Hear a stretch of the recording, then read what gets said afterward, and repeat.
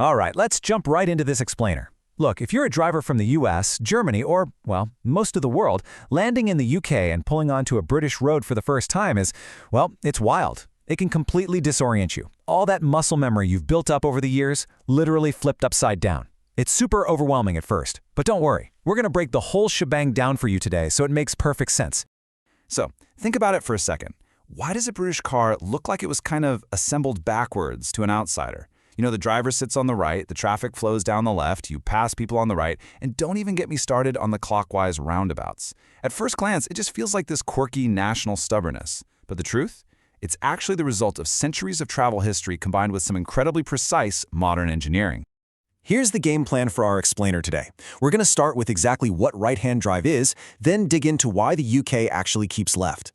After that, we'll look under the hood at the engineering, check out how Brits actually drive, go over a survival guide for visitors, and finally, take a peek at the future of left-hand traffic. Okay, Section 1. Let's get our terms straight. What exactly is right-hand drive?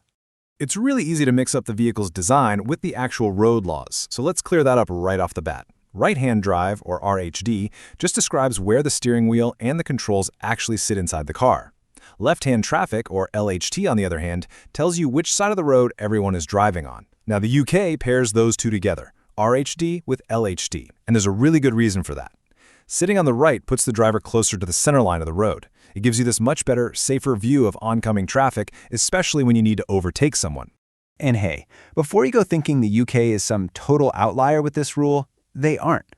Roughly 35% of the global population actually keeps to the left. We're talking about a massive chunk of the world, around 70 to 76 countries, including huge places like Japan, Australia, India, and South Africa. So it's definitely not just a British thing. Moving on to Section 2, let's talk about why the UK keeps left in the first place. And spoiler alert, it's about a lot more than just swords and horses. Okay, so you've probably heard that classic myth, right?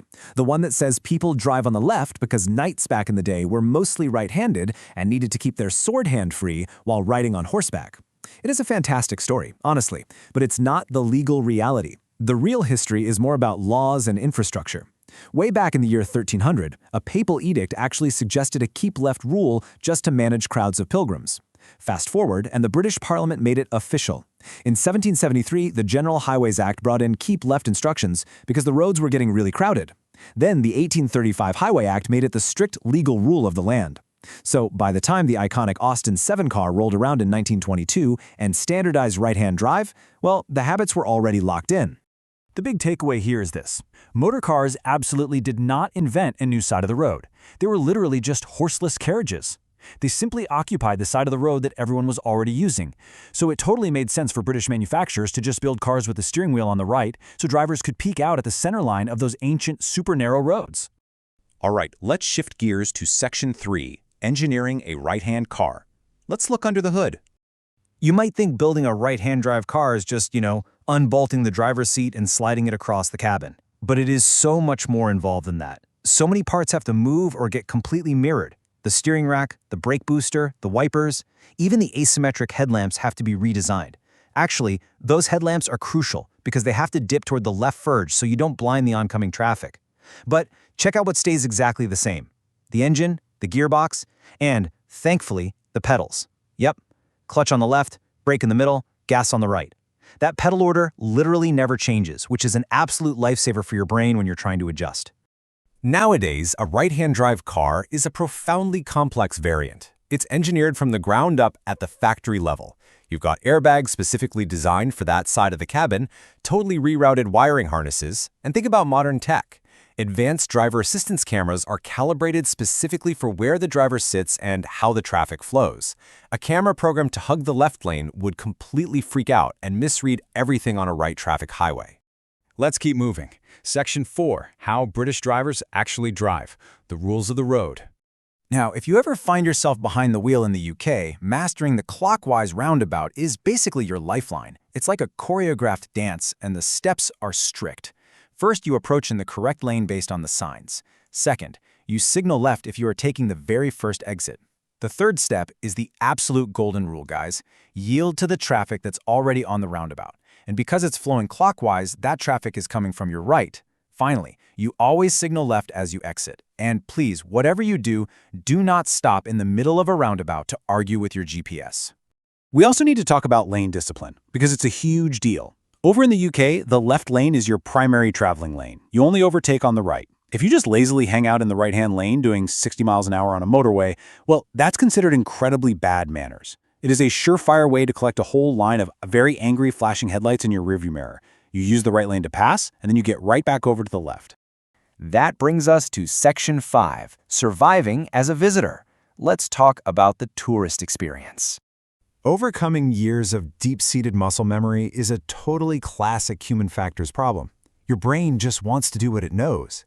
So visitors make some pretty hilarious and sometimes scary autopilot errors. They'll confidently walk up to their rental car, open the left door, and climb in, only to realize there is no steering wheel. They'll look to the left at a junction and just pull straight out in front of a car coming from the right. And honestly, my favorite one, trying to signal a turn but accidentally flicking on the windshield wipers instead. That is literally why tourists tend to have the cleanest windshields in London. Your hands are just reacting. So how do you actually survive this? Well, here are some practical adaptations you can use. Honestly, for the first day, literally say the words, "keep left" out loud as you drive. It sounds silly, but it works. Next, absolutely do not try to drive right after a long red-eye flight. Being exhausted while trying to navigate a mirrored road is just a recipe for disaster. Rent an automatic car. Seriously, you don't want to be figuring out how to shift gears with your left hand while doing all this. And remember, the UK uses miles per hour for their speed limits, not kilometers. So just slow down. Give your brain a chance to process the new cognitive load. Now, if your grand plan involves driving right into the heart of London, I want you to remember this number, 18. That's the £18 daily congestion charge you have to pay, just for the privilege of driving in the central zone. And that's not all. You tack on potential ultra-low emissions charges, super aggressively enforced bus lanes, literally endless cameras, and it becomes pretty obvious why jumping on the tube or using public transit is just the better, significantly cheaper option for central London. All right, our final stop, Section 6, the future of left-hand traffic and what lies ahead. It's fascinating to see how cutting-edge modern tech is crashing into these centuries-old road habits. Sure, automatic gearboxes and 360-degree cameras definitely sand down the sharp edges of driving a right-hand drive car for a newbie. And yeah, self-driving software can be programmed to handle both left and right-hand systems perfectly. But the physical cabin, it's still going to have a designated operator's seat for a very long time. Regulators are absolutely going to care which way the car is facing when it pulls out of a tricky junction. Which naturally brings up the ultimate question, doesn't it? Could the UK ever just switch? Just bite the bullet and start driving on the right? Other countries have pulled off these massive directional swaps. Sweden famously did it overnight back in 1967. And Samoa actually swapped in 2009, basically just so they could import cheaper used cars from Japan and Australia. But for the UK today, it is practically impossible. The logistical nightmare would just be staggering. Think about it. They would have to physically reverse every single road sign, highway gantry, and painted lane marking in the country. They'd have to geometrically tear up and redesign thousands of roundabouts. They'd be stuck with a massive national fleet of right-hand drive vehicles that suddenly don't fit the roads. And worst of all, they'd have to retrain tens of millions of drivers and pedestrians, people who have had look right then left drilled into their heads since kindergarten. The economic cost and the sheer chaos of it make a switch incredibly, incredibly unlikely.